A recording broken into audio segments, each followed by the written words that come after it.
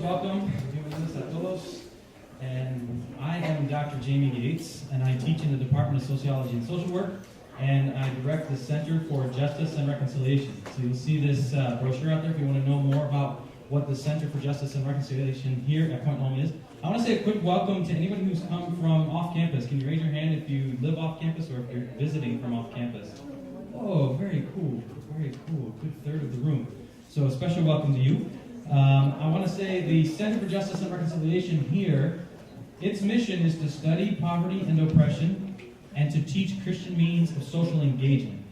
And we have been involved in raising issues around migrants, the situation of immigrants that come to San Diego for 12 years now.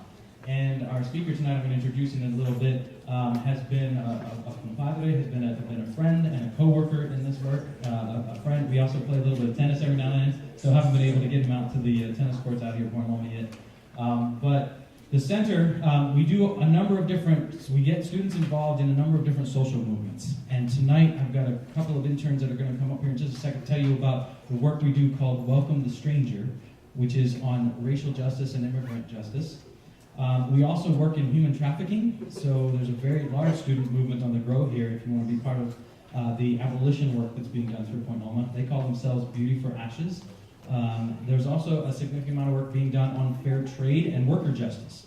All of those of you that are Point Loma students last year, you voted in a fair trade fund, which means you care about the workers all along the supply chain. That means you're trying to get a better life for those of you that make the stuff that's on your back, the food that's in our cafeteria and in your homes.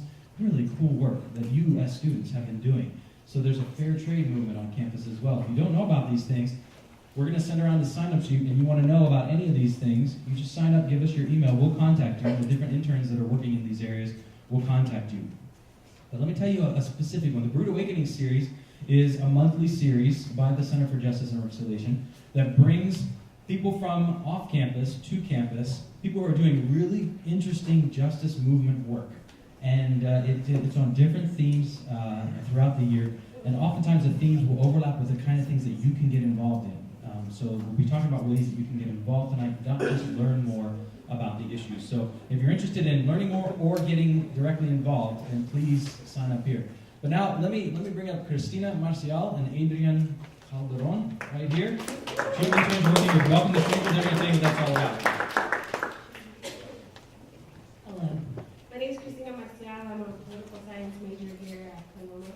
And as Jamie said, I'm one of the interns for Welcome the Stranger, as well as Adrian Calderon. Hey guys, my name is Adrian, like Christina said. I'm a theology philosophy and biblical studies major, and me and Christina work to bring awareness onto campus about immigration issues. We just live so close to the border, so it's kind of hard not to think about it, not to even, hear about it as well. But thank you guys so much for being here. We would like, if you're interested in this stuff, we would love to have you join us. We have a couple of events coming up, and I think Christina can tell a bit more about that.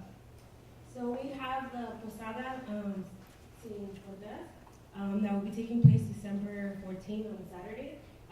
Christina, what's a posada? Posada. What is a posada?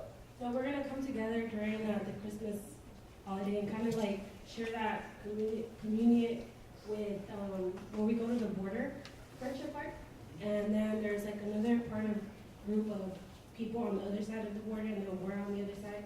And we share communion and we just kind of share that moment together and kind of come together to really think about that border and how it really, what kind of impact it's having in our communities. So it's Saturday, December 14th, and we also have a border tour that we'll be doing spring semester. If you're interested in that, then please sign up, and then we'll just kind of outreach to you guys and follow up with you if we have any other upcoming projects or anything like that. Yeah, and we'll also be joining other groups and organizations around San Diego that are doing huge things for immigration. It's just so wonderful what they're doing, and for example, what Enrique does and some other organizations around San Diego. And so please, if you want to be part of that kind of stuff that's going around San Diego right now, especially for immigration reform soon. So please feel free to talk to one of us after if you're interested, or even look us up on email, and we'll be willing to get back to you and contact you and tell you all about what we do. And so in hopes of hopefully hitting spring semester full force on all this. And we're looking for a team also. We want someone to carry this after our senior year in the hopes of it growing bigger and bigger. And so, yeah, thank you so much for guys for being here. Thank you. So they're gonna start those sign-up sheets if you want to know more, or if you want to get involved, if you just want to get news about what we're doing. I want to just introduce Enrique, not with all his accolades, he's going to tell you a lot about his work that he does tonight. But I've seen Enrique personally, both in public and in private meetings around the city on a regular basis for the last 12 years. And he sits with everybody from migrants who are struggling literally for food on a regular basis, or people who have just lost a loved one in the desert, or somebody who's lost a loved one because of the violence of a coyote or because of the violence of a border patrol guard. And he sit and sort of in a pastoral way been present with them. We sit in board meetings with the top border patrol in this area, trying to get them to create more humane on-the-ground policies, or to interpret the policies that they have in the most humane ways possible, even when the policies aren't humane. I've seen Enrique interact with the Border Patrol as people, even though he often strongly disagrees with what they're having to implement by policy. Never does he demonize the people that are involved, even when he has the strongest reason to blame somebody for the violence. So I've really grown to appreciate his character and the way in which he approaches immigrant rights and approaching the full complexity of what this place is. For those of you that are here tonight for extra credit, I'm super excited. I'm super excited when you get to connect the kind of things we talk about here at Brewed Awakenings back to the classroom. So if you're writing a reflection off of tonight, maybe for extra credit or maybe just because you need a journal about this, I'd love to see it. So if you just connect with me, my cards are out here. Yeah, you can connect with me afterwards. I'd love to see it. And maybe we'll even share some of those stories back with Enrique. But Enrique, Morones, Border Angels, you do such amazing work here, and we're honored to have you here tonight. Thank you. Can you show that? Yeah, right before, we got a short video I want to show you about Enrique's work. Thank you. There's some extra chairs over here. I see that there's people that don't have seats. Can you just put these over here?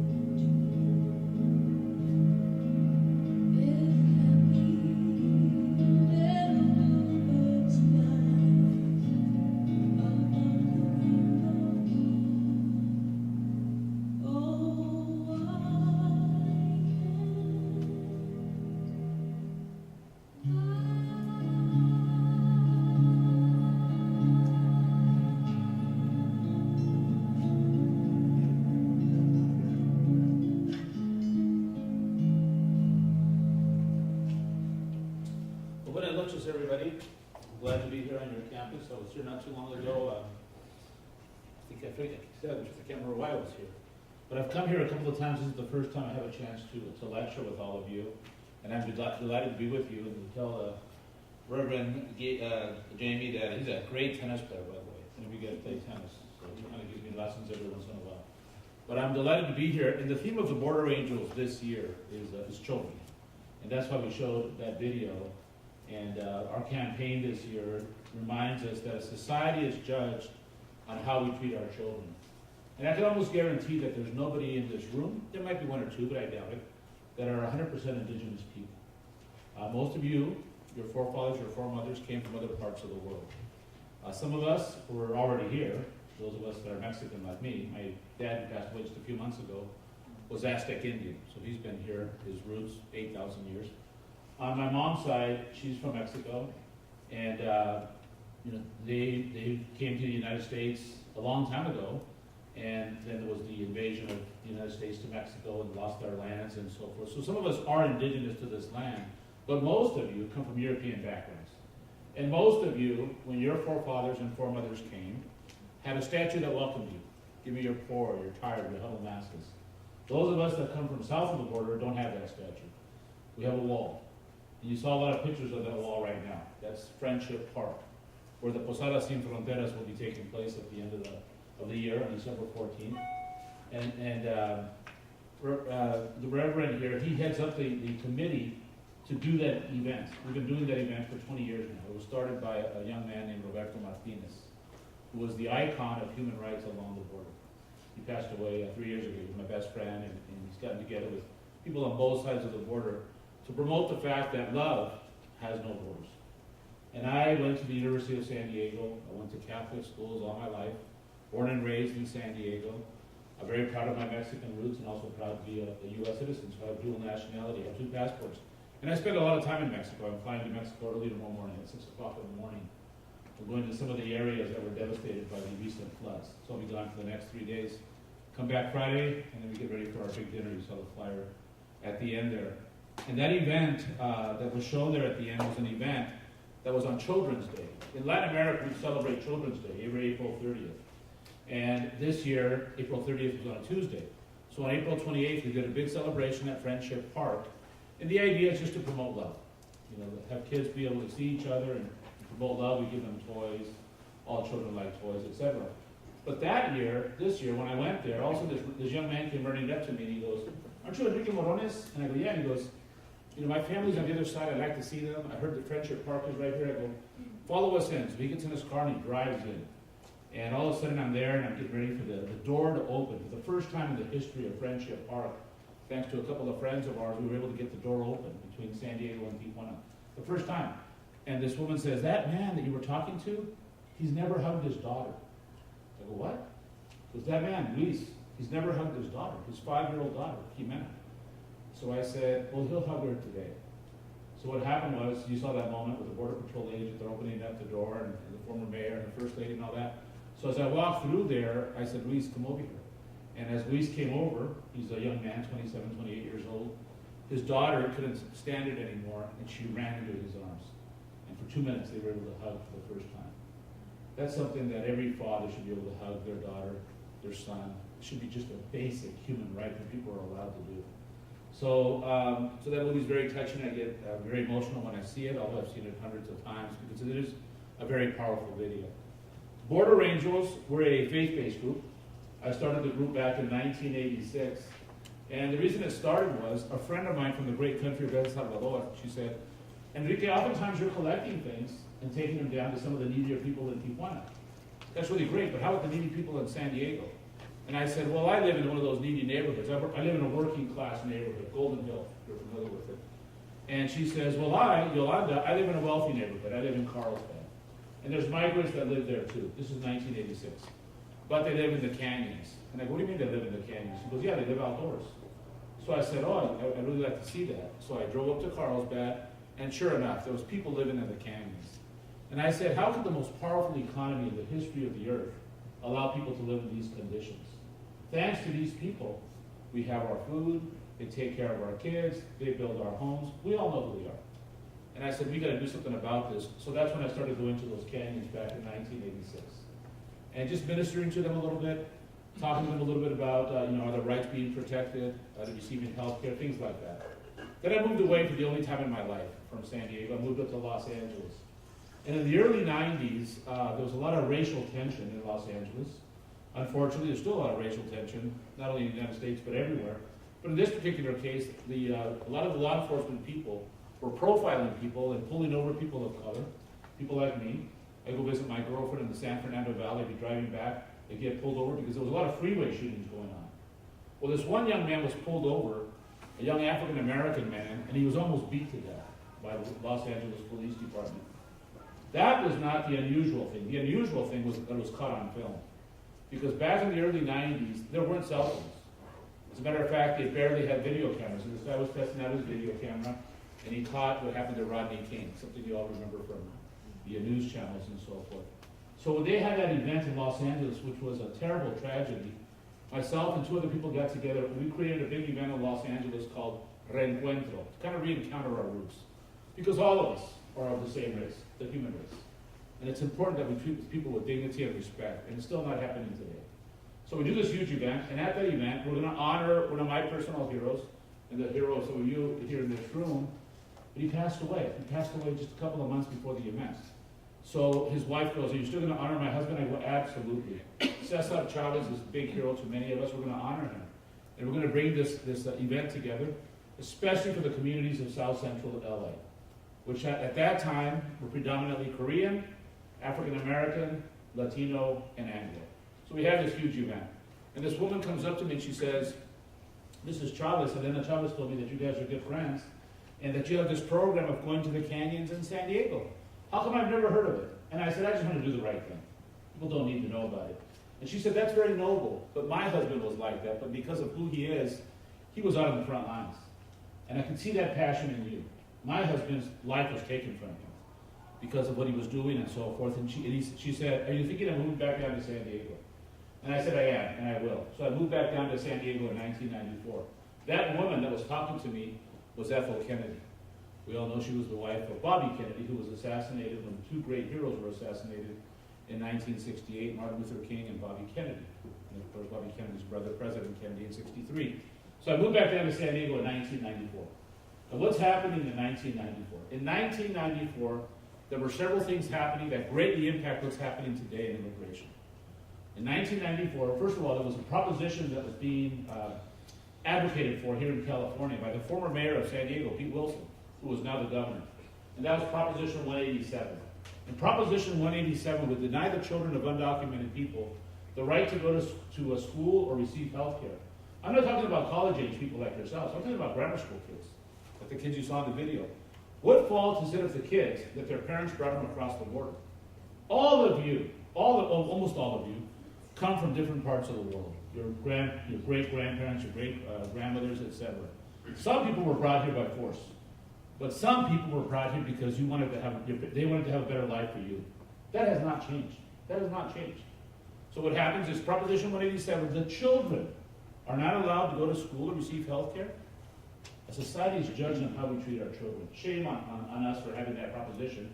Thank God the Constitution of California, because it was a state bill, said you cannot discriminate like that. We're not going to do it. What else happened in 1994? In 1994, the three great countries of North America, Mexico, Canada, and the United States, passed a free trade agreement called NAFTA, the North American Free Trade Agreement, which allowed commerce to cross borders so the Walmarts of the world could get bigger, but it didn't allow people to cross borders. So the people that do the most common thing that people do around the world, live off the land, can no longer live off the land. Because all I know how to do is grow coffee or corn or chocolate. Staples that actually came from Mexico, literally came from Mexico. I can't sell it in the marketplace because now the U.S. subsidized products are cheaper. So why would anybody buy my products if they buy U.S. products cheaper? I need to feed my family. So there was a big migration north because of NAFTA. It's a universal human right to be able to go look for work across borders. So there's big migration. And somebody in southern Mexico stood up and said, we're being mistreated. We want to be able to compete. This NAFTA deal is really killing us, literally. And his name was Subcomandante Marcos. And the Zapatista movement was reborn, 1994.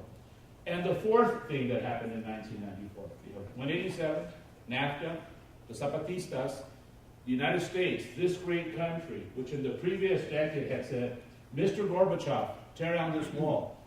Now they were building a wall. They were building a wall called Operation Gatekeeper. The wall you just saw right there. That's Friendship Park, the heart and soul of this whole immigration debate. But most of it doesn't have a wall that you can see through. Most of it are iron gates. The metal platforms that were used in the Vietnam War for airplanes and helicopters to land in the jungles, that were used in Desert Storm 1 by President Bush, the first President Bush. It's a real killing machine. The militarization of the border, they brought back these metal sheets and built a wall. The U.S.-Mexican border is 2,000 miles long. 700 miles of it has a wall. 700 miles. Wherever there's a city, San Diego, Tijuana, Calexico, Mexicali, that's where the wall is. Where there's no city, where there's just desert, there's no wall. So what happens is people are migrating all over the world, and it's important that we know the facts. Most undocumented people are not coming here. They have no desire to come here. They're going wherever they're going to get an opportunity to work. So if you're from Africa, you're probably going to go to another part of Africa or to Europe. If you're from Asia, you go to another part of Asia. If you're from South America, you're going to go to Brazil. If you're from Central America, a lot of the people in Central America are actually going to Mexico to stay in Mexico, because the economy is stronger in Mexico than it is in Central America. But most of the Central Americans are going through Mexico to get to the United States. And the people from Mexico are coming to the United States. Now, Mexico is a great country, 115 million people. The overwhelming majority have no interest or desire to come here unless it's to go shopping or sightseeing or whatever the case may be. But it's the people, just like your forefathers and foremothers, that are looking for an opportunity. They can't survive where they're from, so they're crossing an international border. In this case, from Mexico to the United States. And unlike like a lot of people will think, if they want to come, it's no problem. They should just get in line. But there is a big problem. There is no line. There is no line. The number one question asked to get a visa today, how much money do you make? So these people don't make enough money. So they cannot get a visa. There is no line. It's not a long line. There is no line. So either you starve to death, or you cross the border to feed your family, like people do all over the world.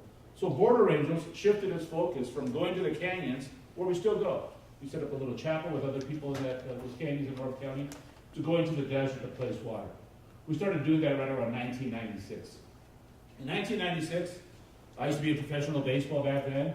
You might not have heard of the team. They're a minor league team now. Has anybody heard of a team called the San Diego Padres? So I was with the Padres, and we would go out to the desert, and we would meet some of the players and place water and all that. But we weren't an organized group. We just would go out there and put water every once in a while, because all these people, instead of having 1 or 2 people die every month, all of a sudden you had 1 or 2 people die every day. Every day. And that's 10,000 lives since October 1st of 1994. It's not just a number. These are real people. Marco Antonio Villaseñor was a 5-year-old little boy that crossed with his dad for the number one reason people come into this country from Latin America: economic opportunity. They just want to feed their family. So Marco Antonio comes with his father, and as he's crossing, he becomes very thirsty. And he asks his father for some water. And his father wouldn't give him any water. So he asked the next man and the next man, and he asked 18 men for water.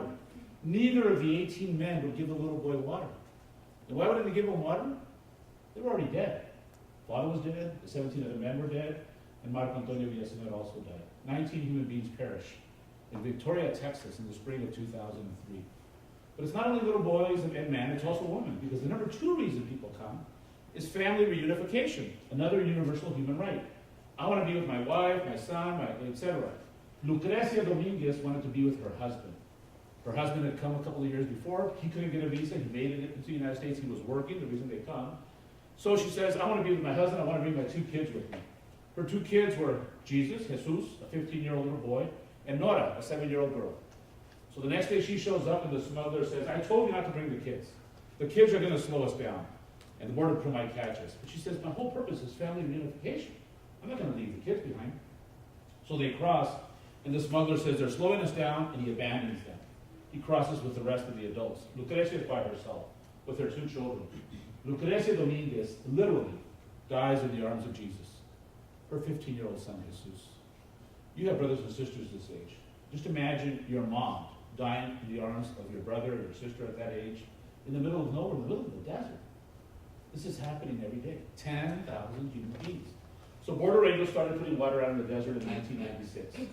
In 2001, which was my last year with the Padres, I got called to a television show, which some of you have heard of, some of you have never heard of, but it's the #1 Spanish language show in the world. It's called Sábado Gigante, Don Francisco. Some of you are familiar with that. So they sent me out to Miami. I go to Miami, and as I'm on his show, Don Francisco, he says, El Ángel de la Frontera, the border angel. We didn't have a name up to that point, and I go, that's a good name, Ángel de la Frontera. Not for me, but for the organization, Border Angels. And that's why we're called Border Angels, because of Don Francisco. So we went from a small group of about 20 or 30 volunteers to now we're about 2,500 volunteers. Because people that watch Sábado Gigante speak Spanish. They're familiar with this issue. They see it in the news every day. When I've been on shows like the Today Show or things like that, they might talk about it for a minute or two. But on Sábado Gigante, on Univision, on Televisa, they talk about it every day, because every day there's people dying. And it's on the front, front pages of these stories and so forth. So Border Angel shifted its focus to going after disaster displaced water. And we saw some of the previous video that some of you saw. And then we shifted again. In 2005, we formed another division which is called Gente Unida, or United People. United People. Because what happened was on April 1st of 2005, a disease visited this country, and it's visited every country in the world, every ethnic community, and it's a disease that had a name here. And that name is racism. And that disease was the Minutemen. The Minutemen started on April 1st of 2005 in Arizona. These are vigilante groups that were taking the law into their own hands, going to the border and shooting people. They're not law enforcement people. They were shooting people. Could you imagine if the Minutemen would have been black, or if the Minutemen would have been Mexican people, how the government would have responded? There's a great writer that deals a lot with this issue of racism. His name is Tim Wise. And he wrote a great piece saying, what if the Tea Partiers were black? What if the Tea Partiers were on the lawn of the White House with guns, and tearing up the Constitution? How do you think they would have reacted? It wouldn't have been the same reaction of what has happened today. But anyways, so the Minutemen are out there, so we formed Gente Unida to resist them and expose them. And we have been very successful. You don't hear about the Minutemen anymore. We've had a lot of confrontations with them. I was telling the doctor here that there was a time when there was a lot of risk. Whenever I would go places, we'd have undercover policemen and so on and so forth. Thank God that's calmed down. Anybody that does this type of work at a national level is going to face those types of situations. So I got both groups, Gente Unida and Border Angels, together. And in the fall of 2005, I announced, we're going to go across the country. We want to let people know what's going on the border. Because I know some of you, many of you aren't from San Diego. You're from all over the country. Just like when I went to USD, most of the people weren't from San Diego. Some of you are. So I said, we're going to go across the country and let people know let them know what is really going on the border. The Minutemen, the wall, the deaths. And also this crazy Proposition 187 that I started talking about. It's back. It's back. But it's no longer a California bill. It's a national bill. And it's called HR 4437. House Resolution 4437. And it was passed, I was just protesting there just a week ago from Wisconsin. It was passed by James Sensenbrenner, the congressman from Wisconsin. And this bill was worse than Proposition 187. And it wasn't a Wisconsin bill, it was a national bill. And just like Proposition 187, it passed. But just like Proposition 187, it was blocked. So it was never implemented. But why was it blocked? It was blocked because on February 2nd of 2006, I said, I'm going to go to Friendship Park and go across the country and let people know what's really going on. Does anybody want to come with me? So we left. We left in a caravan. 111 cars came. We went to 40 cities in 27 days in 20 different states. And we said, we've got to rise up and protest. Now I call it the Immigrant Spring. We didn't call it that then. We just called it Marcha Migrante. We came back on February 28th. We held a press conference and we said, we've been across the country. We've asked people to rise up, and they're going to rise up. I thought maybe 20 or 30,000 people would rise up across the country. The very first big march that took place after we came back on February 28th, was March 10th. We go to Chicago. 400,000 people took to the streets. March 25th in Los Angeles, 800,000 people. April 9th in San Diego, 100,000 people. These were the biggest marches in the history of the United States. It wasn't just because of us, it was because of a lot of actions and people and so on and so forth, but it happened. And we stopped 4437. So now, every February 2nd, we do Marcha Migrante. We travel across the country to let people know what's going on. The second one was from Friendship Park all the way to the end of the border with Brownsville and Matamoros. The 10 border states, California, Baja California, Arizona, Sonora, to gather stories on why these 3 million people march. Why do we need immigration reform? The Marco Antonio story, the Lucrecia Dominguez story. I met with those families. Marcha Migrante 3, we went from Friendship Park to the Canadian border. And we said, su voto es su voz. We registered a lot of people to vote. That was an election year, 2008. Marcha Migrante 4, we went to go visit that guy that got elected. And from Friendship Park to Florida, then we did a caravan up the East Coast, and we met with President Obama. We gave him 50,000 letters saying, don't forget, your first 4 years, immigration reform. Marcha Migrante 5, it's always human rights, always different geographic areas. We literally crossed the border on foot from Sonora to Arizona, the number one route that the migrants were taking back then. And once we got into Arizona, we went to do a prayer vigil in Tucson, and then I debated that crazy sheriff in Phoenix, Joe Arpaio, etc. Well, in that particular marcha, there was a woman that came with me who's a famous playwright. Some of you have heard of her. Her name was Josefina Lopez. She wrote a play called Real Women Have Curves. And Real Women Have Curves became a movie, a very successful movie. Well, Josefina fell in love with Marcha Migrante and with border angels, so she wrote a new play, and it's called Detained in the Desert. And Detained in the Desert has been very successful. We just had the 5th production of it at the La Jolla Playhouse, but it's been all over the country. Well, this November 10th, which is a Sunday, this Sunday coming up, is the San Diego premiere of Detained in the Desert. And there's real actors in this movie. This is based on border angels and reality and so forth. So there's real actors. Has anybody heard of a guy named George Clooney? He's not in it. I just wanted to know if you heard of him. But anyways, so the movie Detained in the Desert will be in San Diego on November 10th, and then we're going to go to the Sundance Film Festival before it goes to theaters and so on and so forth. So if you want information, it's on our website. Marcha Migrante 6, we went, so the previous one we went to Florida, then we did Marcha Migrante 6. Marcha Migrante 6, we went from Friendship Park all the way to Calexico, 125-mile walk. It took us 6 days. And we called it the Trail of Tears. We know it's not the same thing as the Native Americans, but in solidarity with their struggle. Marcha Migrante 7 was the 50th anniversary of the United Farm Workers, Cesar Chavez and Dolores Huerta. So we went from Cesar Chavez Park in San Diego to Sacramento and back. And then we did Marcha Migrante 8 the same year. Some of the pictures you saw of that man with a hat, his name was Javier Sicilia. He was one of Time 100's most influential people that year. His son was killed in gun violence. So we did a caravan, we joined forces and we did a marcha caravan from Friendship Park to Washington that year. And then we're going to do our next one next year. Marcha Migrante Nuevo will be next year, we still don't know exactly where we're going to go. So the Border Angels goes to the canyons, we do these caravans, we do these vigils, we visit the day laborers. I was with the day laborers yesterday. Yesterday we had a bunch of people who went to go visit the day laborers. The other guy standing in front of the Home Depot is looking for work. You see them. That's what your great-grandparents and the forefathers and foremothers were doing at one time. They were out there looking for work in various places. They come here, and the latest wave of immigrants is the ones that do the hardest work. Like I was in Wisconsin, like I mentioned. The number one ethnic background there is German. So I shared a story with them that they didn't hear. Maybe you haven't heard it either. And this is a story of a man that said, those people, they only want to speak their own language and wave their own flags and hang out in their own neighborhoods. Do you know who I'm talking about? And then people started saying some of the talk show personalities of today. And I said, well, I know that unfortunately some of those people do say that. But the person I'm talking about is Benjamin Franklin. And Benjamin Franklin, founding father of this country, was referring to Germans. There's too many Germans in this country. Let's get them out. Don't want to go back to Germany. This is Benjamin Franklin, founding father. Some of you are of German ancestry. None of us have ever heard there's too many Germans in this country. There was a time. Too many Italians. Too many Irish. Too many Polish. There was a time. It was wrong to say it then, and it's even more wrong to say it now. Because when people came from Europe over here, the United States had nothing to do with that situation. They had nothing to do with the potato famine or some of the things that were going on. People coming from Latin America, the United States has a lot to do with that. Whether it's the unfair trade agreements that they do, manipulating their power, the invasion of sovereign lands, getting involved in Central America like Ronald Reagan did, that forces migration. People said, I've had it, I got to get out of here. We only have 4.5% of the world's population in the United States. We have 4.5% of the world's population, 315 million people.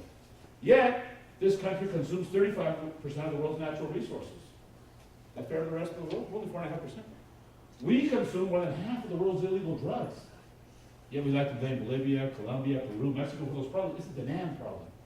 I'm not saying that these other countries don't need to do more. Of course they do. But we as a country cannot go around preaching human rights and then putting up a wall that kills 2 people every day. That is wrong. We have to be more responsible than that. All of us.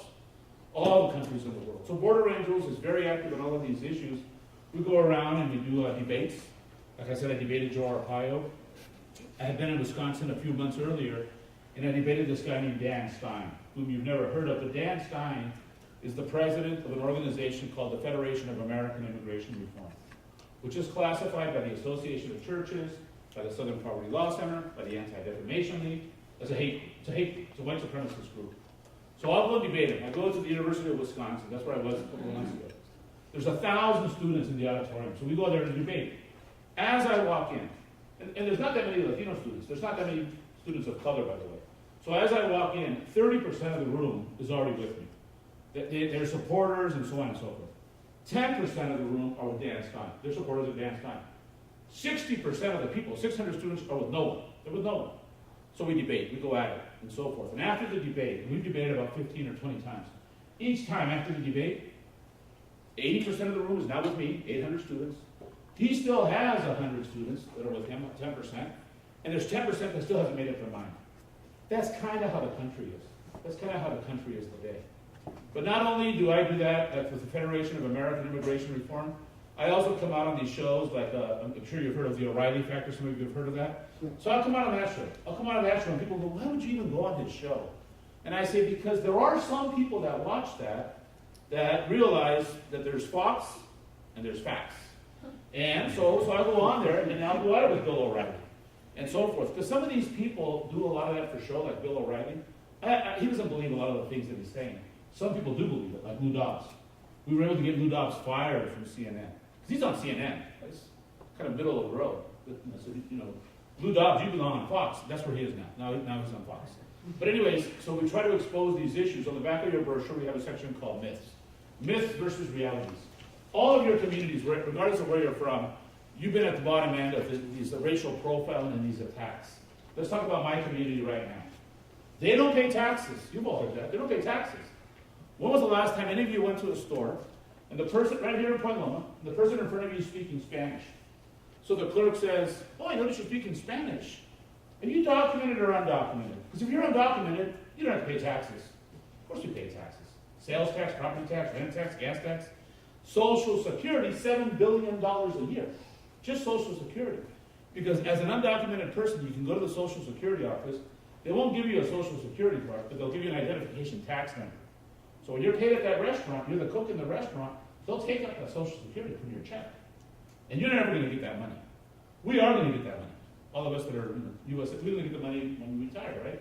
They don't get that money. Those people are criminals. We've heard that before. According to the Department of Justice, like Jamie mentioned, we have a good relationship with law enforcement, Department of Justice. They say that undocumented people are 10 times more likely not to be a criminal. Think about it. They're coming over here looking for work. Why are they going to commit crimes? Are there undocumented people that are criminals? Of course. But most of them stay under the radar. That's not why they're coming here. You've seen them. You'll say, oh, yeah, I know that guy. Oh, he's such a nice guy. The guy that cuts my lawn. The guy that works in the back of the restaurant. That is the migrant. That is the migrant. If you're a criminal, you're going to commit crime wherever you're from. Why are you going to risk your life in the desert to come over here to do that? But when there's crime statistics, I assure you, they're not going to put up a blonde-haired, blue-eyed person on the picture. They're going to put up a person of color. And that influences a lot. That influences people's perception. Those people, the language they use, they should just get in line. I have no problem with them, but they should get in line. That's great, but there is no line. There is no line. This is a country of laws. We've all heard that. This is a country of laws. Yeah, most countries are countries of laws. But let's think about some of the laws of this land. Child labor. That was a law of the land. Your great-grandmothers could not vote in this land because women couldn't vote. That was a law of the land. Slavery. That was a law of the land. So there's laws that are immoral. We've got to change those laws. We've got to change those laws. 2 people dying every day, that's immoral. And that's why right now, 70% of the country supports humane immigration reform. 70%. And that doesn't mean that the other 30% does not. Like I said earlier, only about 10%. I know I had said 80% as far as the numbers of the people that agree with what I was saying, but as far as immigration reform, 70%. Why don't we get it done?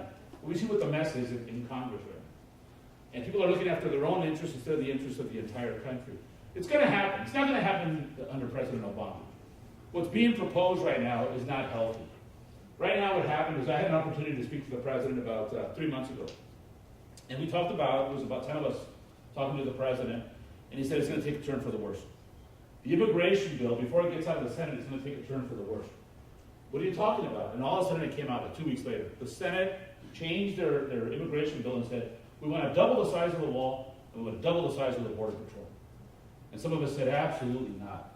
That's a guarantee of 300 more deaths a year. When women got the right to vote, or African Americans got the right to vote, if they would have said, you have to sacrifice 300 more people every year, they would have said, no, that's not negotiable. Well, that's what we're saying. We don't want the militarized immigration bill that's out there right now. We don't want it. Right now, we're looking for the piecemeal approach. There's a small group of us, it'll pick up steam. Right now, people are still saying immigration reform. Because they want to say, oh, we passed immigration reform, but you can't take any bill. You got to take a humane immigration bill. So we're saying, pass the DREAM Act. Let those dreamers become documented. Pass DACA. People that got here before they were 21, let them be documented.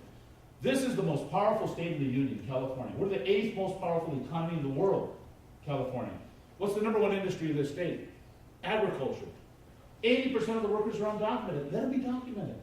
Pass the Ag Jobs Bill. And there's 1 million people in process right now that everything's being held up. Let them be documented. Notice I say documented, not citizens. Citizen is not a deal breaker, not for the migrants. They're not the ones clamoring for citizenship. That's the Democrats saying that because they figure they become citizens, they're going to vote Democrat. I assure you, I'm the one that's out there on the front lines. I've seen the dead person talk to the family that just lost. Nobody ever says, oh, but I got to be a citizen.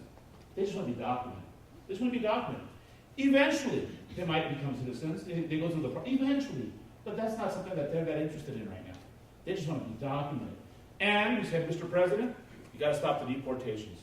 You, like every president, like President Bush did with Carter, like President Clinton did to Bush, like the other Bush did to Clinton, now President Obama's doing it to Bush. Every president deports more people than the previous president. Even President Obama, which we didn't expect, but he's doing it. His logic is, well, that way I can get the immigration reform bill passed. We're saying we don't want it anymore. Not that way. So forget about Congress. Let's pass the piecemeal approach. So that's what we're lobbying for. He doesn't need Congress for that. So anyways, so the Border Angels were a faith-based group. You see on the front of the brochure there, our mission statement, if I was hungry, did you give me to eat? If I was thirsty, did you give me to drink? And we wanted to treat our neighbors with love, because that's the only way that you can overcome hate. Light overcoming darkness. I had a guy come to speak to my school that really impacted me. And he's a hero of many of you in this room. His grandfather is. His grandfather is Mahatma Gandhi. So Gandhi's grandson comes and speaks at USD. And he shared a story with me, which some of you have heard. And it's a story about a man walking along the beach with his son. And as he's walking along the beach with his son is picking up these starfish. And he's throwing the starfish into the ocean. So the father says to the son, what are you doing? And he goes, well, I'm throwing these starfish into the ocean. And he goes, yes, son, I can see that, but why? He goes, Dad, it's so hot out here. And the tide has gone in. These starfish are dying. And the father says, son, there's thousands of starfish.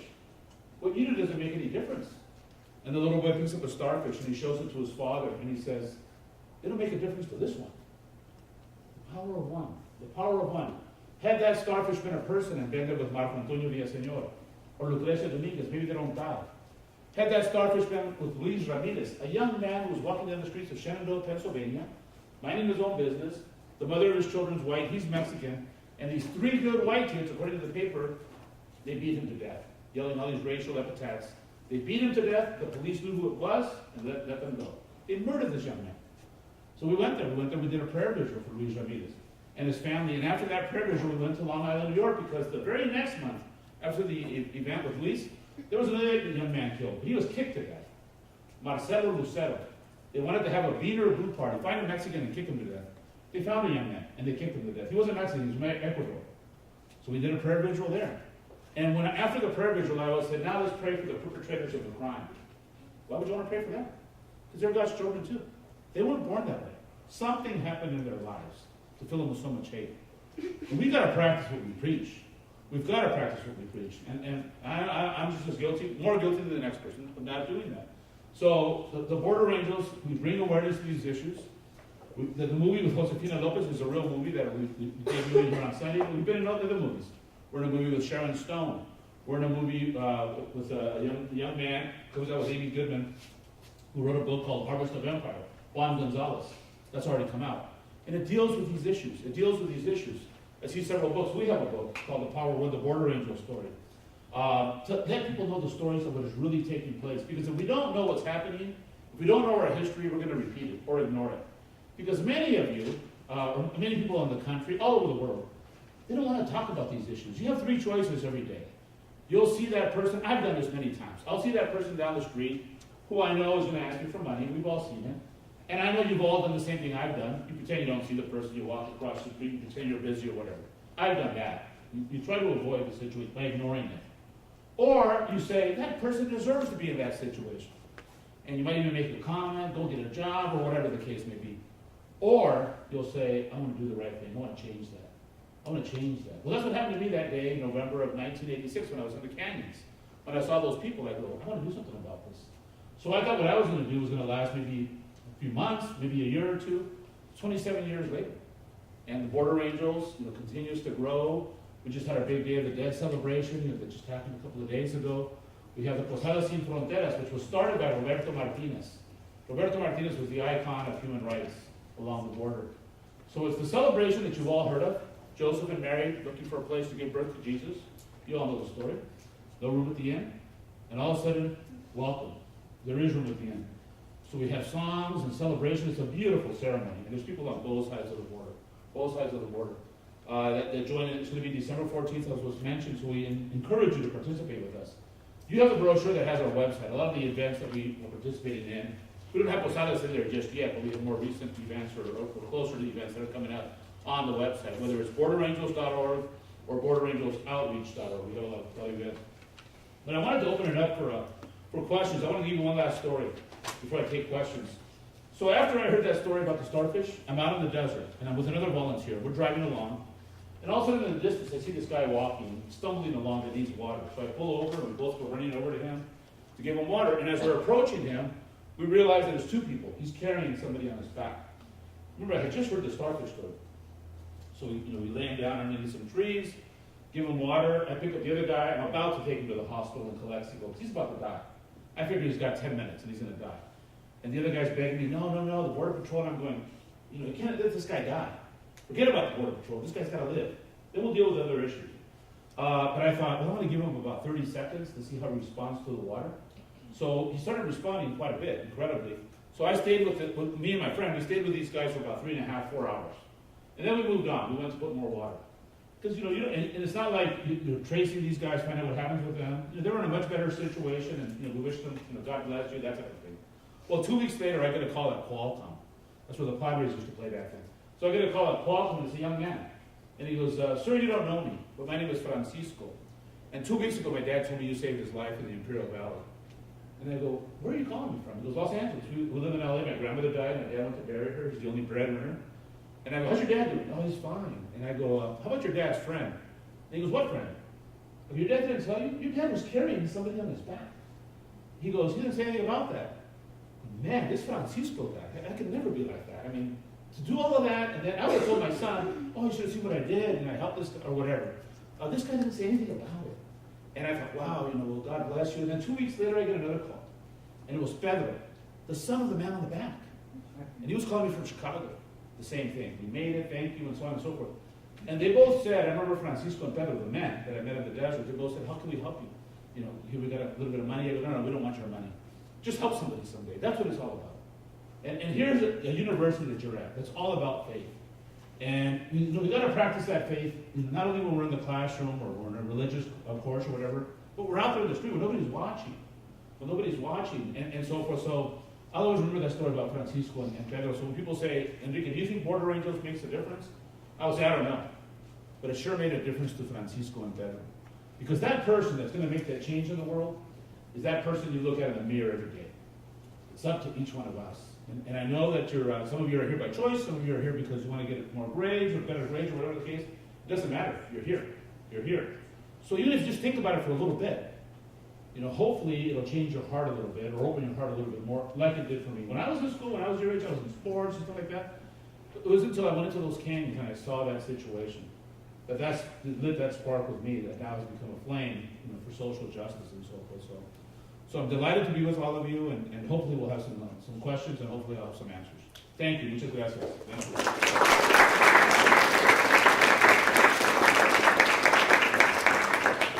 So questions. questions or So comments? we commit to be here an hour and a half. For those of you that might need to go, don't feel embarrassed. But we've got plenty of time for questions. That clock is wrong, by the way. So it's just a little bit before 8. One thing that people often ask is how can they get involved? So we have t-shirts, and we ask for a $20 donation. This is our program that we have now, Love Guys, No Borders, El Amor No Tiene Fronteras. There's a sign-up sheet out there, so if you're interested in becoming a volunteer, just put volunteer or something like that on there. And then we have the books, The Power of One, the Border Ranger story that has some of these stories. But also, like today we had a bunch of students at our office, and the students paint these crosses. And we take these crosses to the cemetery in Hopeville, which is about 2.5 hours from here. And it says no olvidados, which means not forgotten. There's in your brochure, in the middle panel on the bottom, there's a picture of that cemetery. There's 700 unidentified migrants buried there. It's this cemetery right here. 700 unidentified migrants buried there. And they all say either John Doe or Jane Doe. These are people that died in the Imperial Valley crossing. The number one place where people died after 1994 was Imperial Valley. And then when 9/11 happened, it shifted. It shifted from Imperial Valley to Arizona. Because there was more militarization here, so they started shifting over to Arizona. Now it's shifted again. Now it's Texas. Now most of the people that are crossing in Texas. And still, we have people dying every day. A lot less people are coming, but more people are dying. So you join us, come out to the cemetery, go out to the Day of Labor, do the outreach, get a t-shirt, a book. Those are some of the ways that you can help us. Any comments, any questions anybody might have? Yes. I guess if you know someone in your life, like one of my customers last summer was a mom whose husband got sent back to Mexico, went back. She has 4 children. I don't think she's documented. She was a farm worker in North Carolina. If you have a friend in your life who's in that situation, what can you as a citizen do to help them? Is there any route? Does that make sense? Yeah, I know what you mean. Well, there's nothing you can do as far as them becoming a citizen. That's what I'm saying. There is no line. There is no line. That's the hardest concept for people to, I think, understand, because they'll say of a story that they heard, where somebody was able to become documented. Things were different before. Now, there are some people that do qualify, and it's a very hard route for the ones that do qualify. But most do not qualify. There's 11 million undocumented people in the country today. 11 million. And of that 11 million, about 35% did get documents. Those are people that came from Europe and from Asia, mainly, and they got a student visa, a work visa, or a tourist visa, and their visa expired, and they stayed, so they're undocumented. That's 35% of the people. Think about it. If you're going to send your kids overseas to go to school, or students, or whatever, you got money. You got money. So these are people that have money, that qualify for visas, got the visas, and then their kids never left. The other 65% don't qualify for visas. That's what this woman is.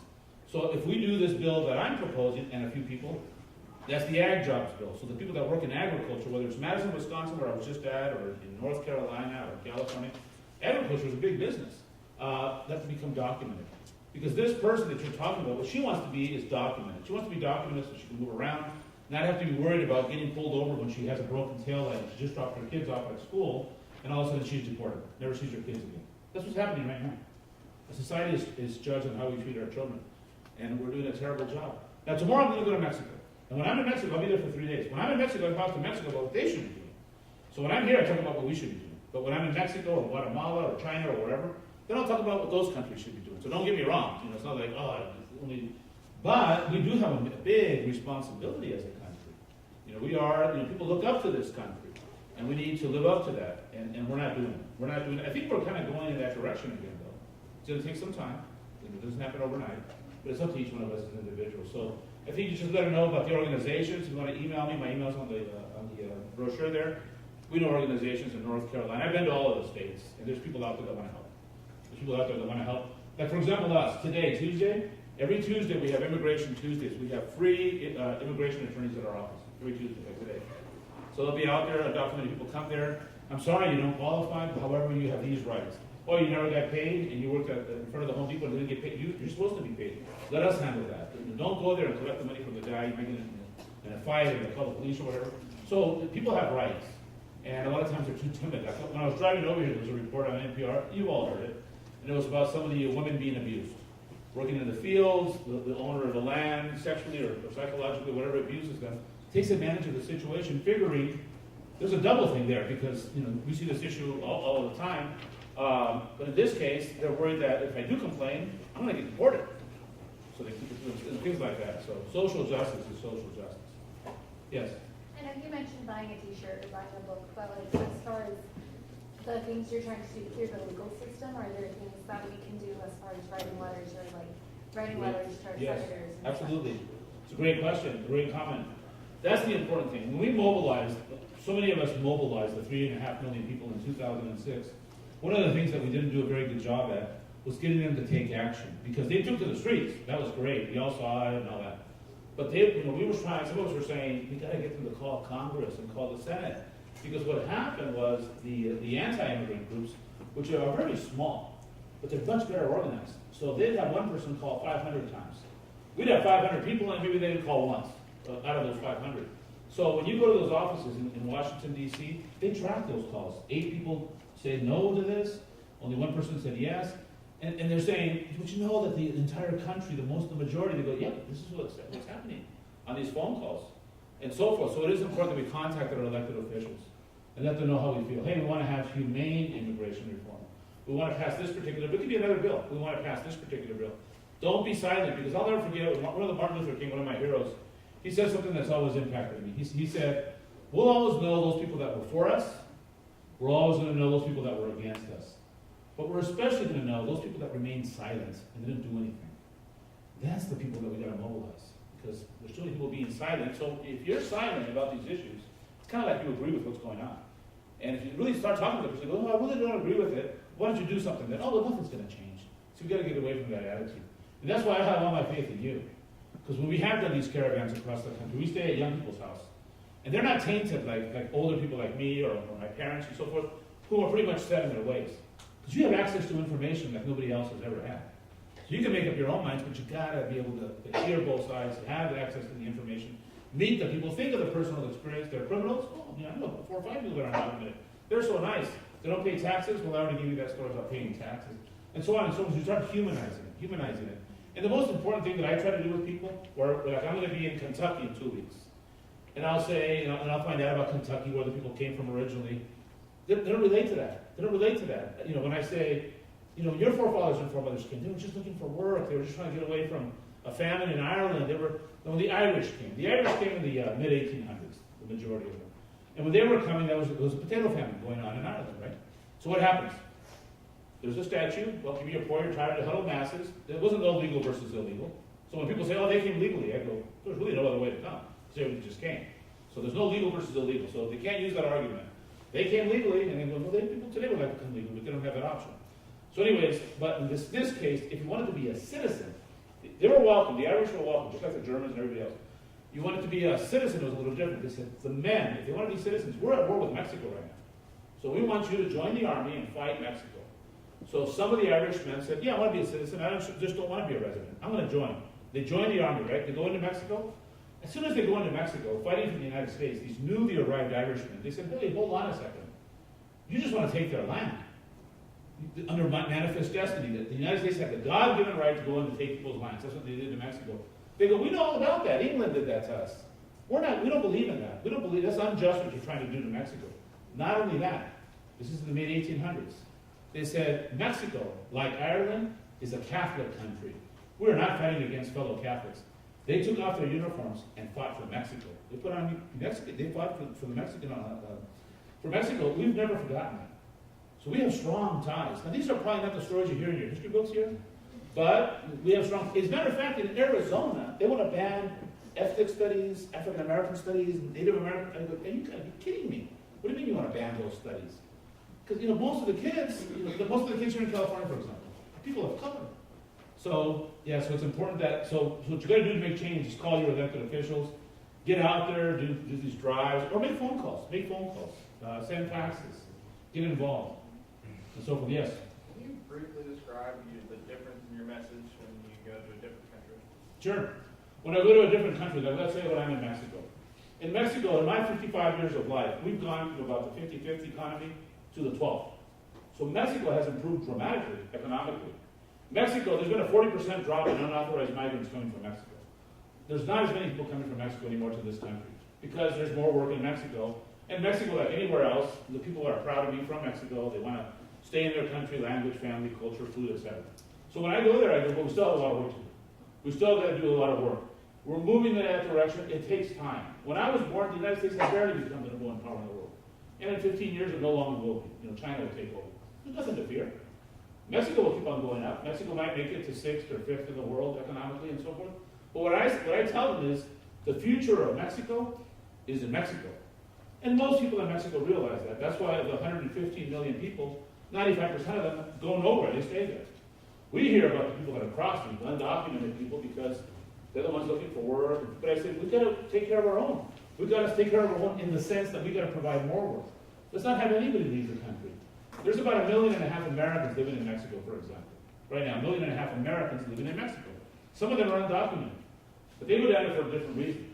They go down there to retire. If they're young, maybe they go down there to go surfing and start living down there for a while, having a good time. So it's a different situation.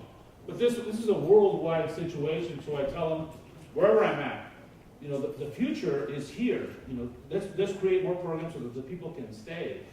And it's not because of me, but it has taken hold. Because other people have been saying that too. So less and less people are leaving. Right now, the migration flow between the United States and Mexico is at zero. Some because they return, because they want to return, they don't want to have the hassle with no work and all that, and some because they were deported. So you do see a net sum of zero. We're going through a very interesting transition right now, because like when I go around and talk about the Benjamin Franklin story, and I tell them about the Germans and the Polish and all that, well, pretty soon it won't be the Mexicans anymore, because the numbers of Mexicans has declined so much. The newest arrivals are no longer Mexicans, it's Central Americans. The Central Americans are growing.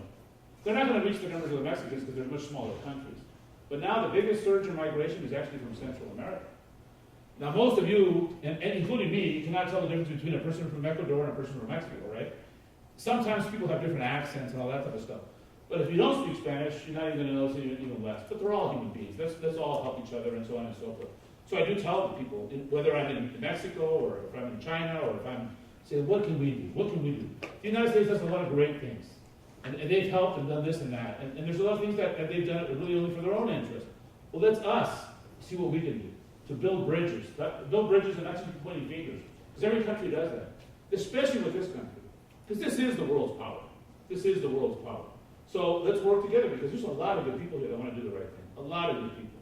So, and the same thing with Mexico or wherever else. So I tell them the future, I was honored with the National Human Rights Award for Mexico. The president of Mexico gave it to me a few years ago. When I spoke, my whole speech was about what Mexico should be doing. The future of Mexico is in Mexico, not in the United States. Let's have more people that, instead of going down the line of all these people that have accomplished a lot of things, that go, let's have more people like that. Let's be more of an inspiration to our kids.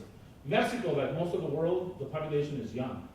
Population is young. So that dream should be the dream that I received dual nationality with Mexico. I actually was the first person to receive it. When that law passed, I was with the Padres. Back then, it was funny because I saw my nephew today, and he's 15 years old, and I said, have you ever sent a fax in your life? And he goes, people in my generation have never sent a fax. And I don't know why I thought about it. It's because I sent a fax today to somebody, right? So anyways, well, in 1998, when that law passed, I sent a fax because Tony Gwynn and I were going down to Mexico to do a hitting clinic, right? And so I knew the law had changed, and you could apply for dual nationality. So I sent the fax just before I left. And then I got a call as I was heading to the airport in Tijuana, and they go, you got to come by the Mexican consulate in San Diego. And I go, why? There's a lot of people waiting for you. You're the first guy to apply. So my dream was actually the Mexican dream. You know, because my family's from Mexico. I love Mexico. But I also love the United States. I think what happens a lot of times is that people seem to think that it's like us against them, and it's not. It's us. And President Obama, the other day, he said something that, to me, it was brilliant. He goes, before we were us, we were them. It's brilliant. It really doesn't apply to him so much, because of his African-American ancestry, where he's brought by force, but it applies to his mom. Before we were us, we were them. In other words, you know, the migrants coming today, well, that was your forefathers and foremothers at one time. Before we were us, we were them. And I think we forget about that. We don't look at it that way, including me. We got to do more of that. So, but you know, just imagine if Mexico was not a friendly country. You know, Mexicans, the people in general, love the United States, and Americans in general love Mexico. It's funny because the people that have the most strongest feelings against that are people that have never been to Mexico or never been to the United States. So we try to create, you know, we do these movies. We've done a lot of concerts. Love Has No Borders is the theme that we use a lot. As a matter of fact, it's the theme for the Posadas this year. With sports, when I was in sports, we went down there and played in Monterrey, Mexico. It was the San Diego Padres playing a regular season not exhibition games against the Mets, August 16th through the 18th of 1996. It was huge. And then a lot of the players were going, I've never been to Mexico before. This is great. Monterrey is a very industrial city, the financial capital of Mexico. They're impressed. They go, yeah, so we got to get out there more. Yeah, because we all got to improve on both sides of the borders. Another comment or question somebody might have? I'm a lawful permanent resident, ironically from Northern Ireland. All right. Well, if you're from Northern Ireland. I went to Belfast after I went to Dublin. I'm from Lisburn, near Belfast. All right, very good. Jimmy and I actually met in South Africa, so I guess what you could say is my experience in life is with discrimination, not so much racism. Mhm. And I think what strikes me the most, I've lived here for 5 years in California, is the double standards.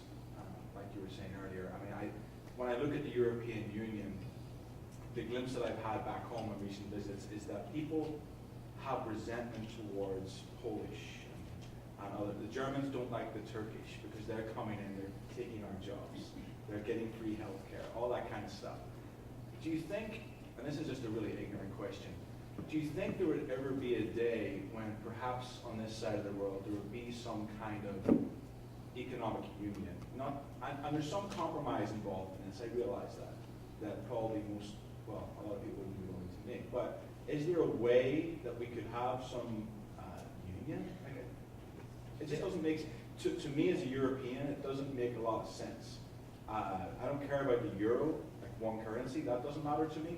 But at least being able to, like for me with the British passport, I know that I could go to Austria tomorrow and I could apply for a job. Mhm. And I would be entitled to everything that people in Austria are entitled to. Right. Well, with the European Common Union, rising tide raises all ships, right? And the 27 or whatever number of countries that are involved with that, it did help the economies of those countries because the poorest countries, let's say Spain or some of the other countries, now all of a sudden there's more jobs, more money, and so on and so forth, and they can just go ahead freely start crossing borders. So a rising tide raises all ships. Now I know there's been economic problems of late with some of the countries and so forth, but I think that there's hope for something like that.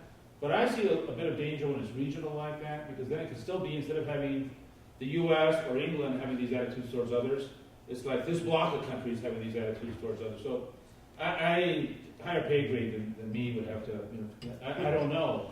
But I think we need to learn from that and how we should be working. There was these guys from France that were with me yesterday. We went out to the desert.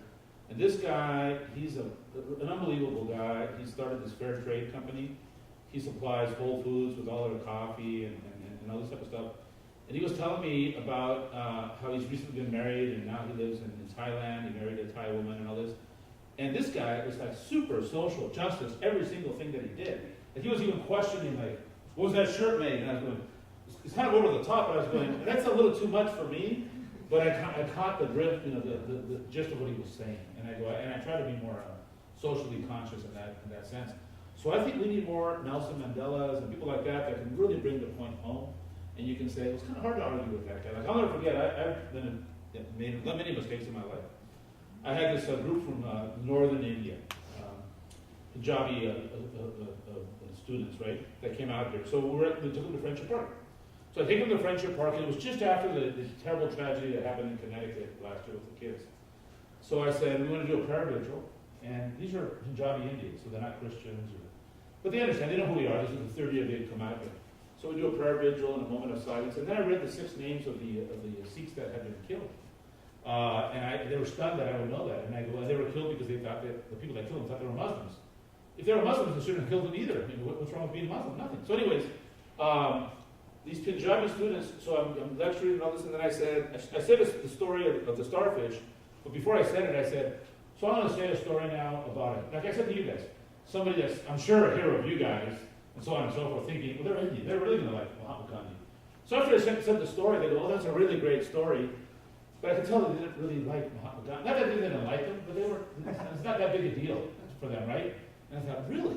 Really? I was thinking that. It was my mistake. Because India is a huge country. And it would be like saying, I could venture and throw out a few names, and I'd be going, oh, Northern Ireland, you must be a supporter of so-and-so. Oh, we hate that guy, or whatever. It's not that they hated Mahatma Gandhi, but they had their own hero. So then he goes, it'd be like me saying, you must be a big follower of George Bush or something. I go, touche, I get it, okay. Yeah, so, so I think that if we do have more people out there, and sometimes you can do that through the arts. You get these, whether it's music or the arts or whatever, you go, really, I didn't know that. It opens up people's minds and so forth. The zoning thing, I don't know, because I still see that. I think the European Common Union for a long part was a success. NAFTA has been a success for the big companies, but it's killed the little people. It's killed the little people. They can't live off the land. So they're forced to migrate. So that's kind of a universal thing. So, another comment or a question? I'll tell you a story about Belfast. So I go to Belfast, I'm in Dublin, and I have some free time. So I said, I'm going to take I had heard about the black taxis or something like that on NPR. That's what Yes. don't get into one of those if you're a Protestant. So anyway, so I go up there, and I get into one of those, and I'm not a Protestant, but anyway, so I get into one of those, and I just went to the tour, so I take the tour. So it was very interesting and all that, from this guy. So then afterwards, I still have a half an hour before I have to head back to Dublin. So I'm in Belfast, Northern Ireland. So I'm really hungry, and I noticed that there was a Mexican restaurant. I go, oh my God. Usually I love Mexican food, it's my favorite. But if I'm in another country, I want to taste their food, right? I'm going to check this Mexican restaurant out in Belfast. So I go in there, and it was sort of like a Subway, but for burritos. You go down the line and tell them which one in your Subway and your burrito. Yeah, so I get to the end, and then all of a sudden, I'm speaking to the person, telling my story to this person, and all of a sudden I whip out my euros, and they don't take euros. So all of a sudden, the person says, "I'm sorry, we don't take euros. Your money's no good here," or something like that. So then the guy in the back goes, "Your money is really no good here." And he gets out, and it was a guy that came from Mexico, and he goes, "I know who the border angels are. Because your money's no good here. I'm going to treat you to lunch." So that's the story of Belfast. But I couldn't believe it. I couldn't believe that in Belfast I ran into this burrito place. How did you find it? I just was walking back to I've never seen one. Yeah, to the main area there. We have some of these older buildings. Yeah, and it was like a little place. Maybe had 3 tables. It was like a Subway sandwich shop, but it was a burrito place. You didn't get into the Catholic taxi. That's right. So you didn't go to no, the guy had dropped me off. I was going back to take to the main train station. Ignorance is bliss. Yeah, exactly. To take the train back to Dublin. But it was great. It was great. So I'm going to be around, and so if you have any questions or personal or whatever, so you have the brochure, you have my contact information, the website.